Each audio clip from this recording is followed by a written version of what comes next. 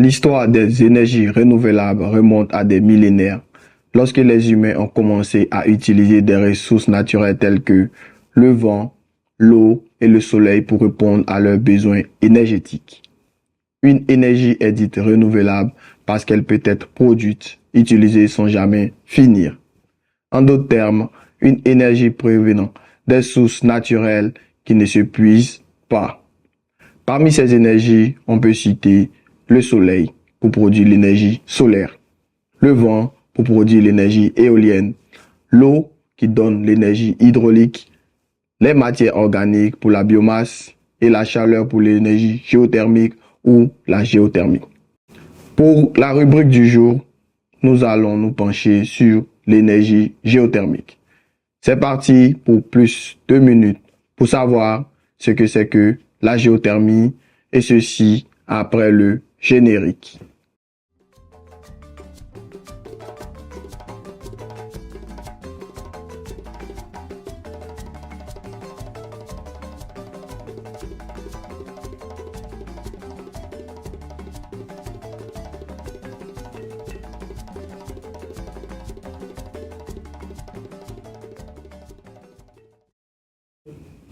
Bonjour et bienvenue dans la rubrique de plus 2 minutes pour savoir ce que c'est la géothermie. Cette présentation est axée sur 3 questions qui sont: qu'est-ce que la géothermie? Comment est gérée l'énergie géothermique? Quels sont les principaux types de centrales géothermiques?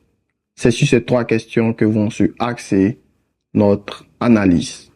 Qu'est-ce que la géothermie?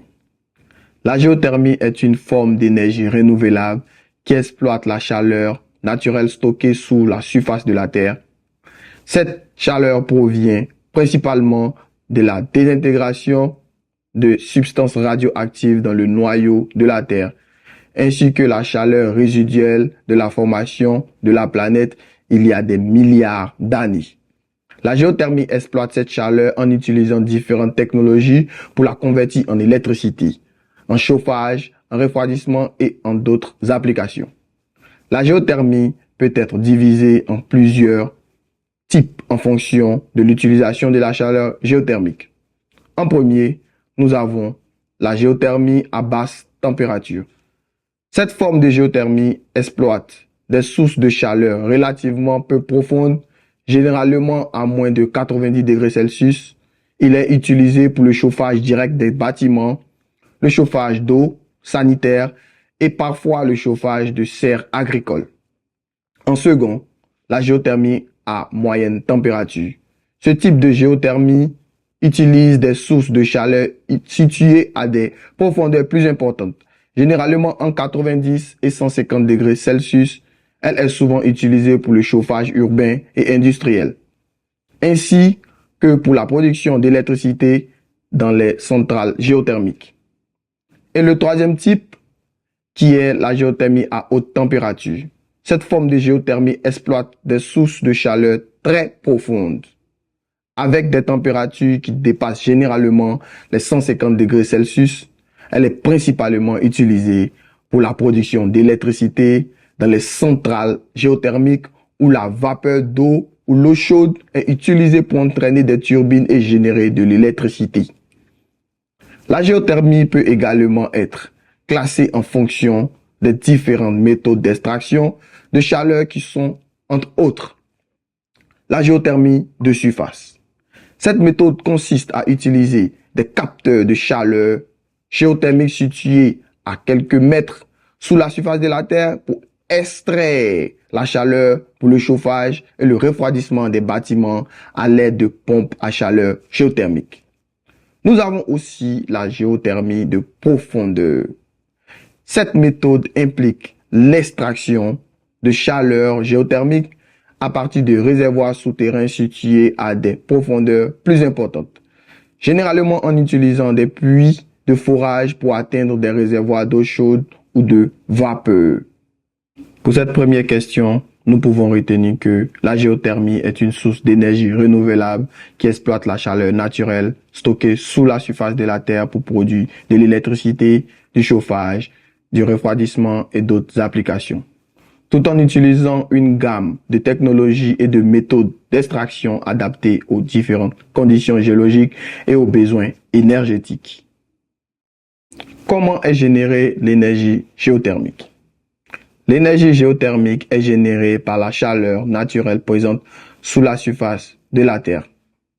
Cette chaleur provient principalement de deux sources et je vais les énumérer. La première est la chaleur résiduelle de la formation de la Terre.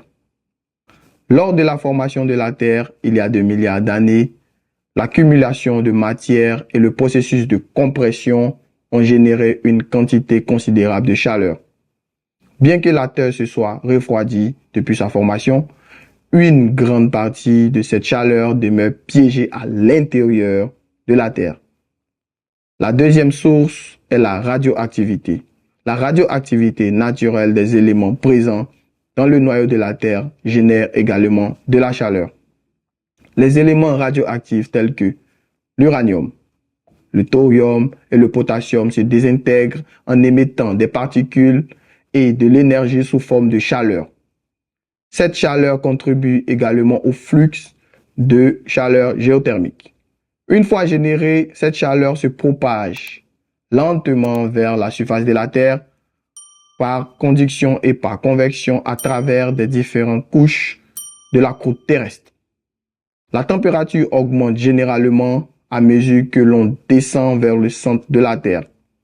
À la surface, cette chaleur géothermique peut être exploitée de différentes manières pour produire de l'électricité, du chauffage, du refroidissement et d'autres applications qui sont, en numéro 1, la production d'électricité. Dans les zones où la chaleur géothermique atteint des températures élevées, des réservoirs d'eau chaude ou de vapeur sont présents à des distances relativement peu profondes où des centrales géothermiques peuvent être construites. Ces centrales utilisent la chaleur pour produire de la vapeur d'eau qui est ensuite utilisée pour entraîner des turbines connectées à des générateurs d'électricité. En numéro 2, c'est le chauffage direct. Dans ces régions où la chaleur géothermique est la plus accessible, près de la surface de la Terre, elle est utilisée directement pour le chauffage de bâtiments, le chauffage d'eau sanitaire et le chauffage de serres agricoles. Les pompes à chaleur géothermique peuvent extraire la chaleur du sol et le transférer à l'intérieur des bâtiments pour le chauffage. En numéro 3, le refroidissement. Dans certains cas, la géothermie peut être également utilisée pour le refroidissement des bâtiments en transférant la chaleur excédentaire des bâtiments vers le sol à l'aide des pompes à chaleur géothermique. Et en numéro 4, ce sont les applications industrielles et agricoles. La chaleur géothermique peut également être utilisée dans les applications industrielles telles que le séchage des produits agricoles, le dessalement de l'eau de mer et la production de biogaz. Retenons pour cette seconde question que l'énergie géothermique est générée par la chaleur naturelle provenant du noyau de la Terre et de la radioactivité des éléments présents dans le sol. Cette chaleur peut être exploitée de différentes manières pour produire de l'électricité, du chauffage, du refroidissement et d'autres applications en fonction des conditions géologiques et des besoins énergétiques locaux. Quels sont les principaux types de centrales géothermiques? Les principaux types de centrales géothermiques sont les suivants. La centrale géothermique à vapeur sèche. Dans une centrale géothermique à vapeur sèche, la vapeur d'eau provenant des réservoirs souterrains est directement utilisée pour entraîner les turbines et produire de l'électricité. Ces centrales sont généralement construites dans des zones où la température géothermique est suffisamment élevée pour produire de la vapeur d'eau à haute pression. Cette vapeur est alors extraite par des puits de forage et dirigée vers les turbines de la centrale.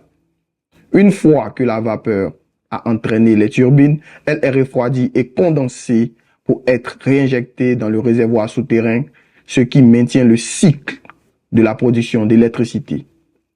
La centrale géothermique à vapeur flash. Les centrales géothermiques à vapeur flash utilisent de l'eau chaude provenant des réservoirs souterrains qui est libérée dans des réservoirs à pression plus basse. Cette libération soudaine de pression fait que l'eau se vaporise instantanément, produisant ainsi de la chaleur qui est ensuite utilisée pour entraîner les turbines et produire de l'électricité. Après avoir traversé les turbines, la vapeur est refroidie et condensée, puis réinjectée dans le réservoir souterrain. Les centrales à vapeur flash sont généralement utilisées dans les zones où la température des réservoirs géothermiques est comprise entre 150 et 360 degrés Celsius. Enfin, le dernier type est la centrale géothermique à cycle binaire.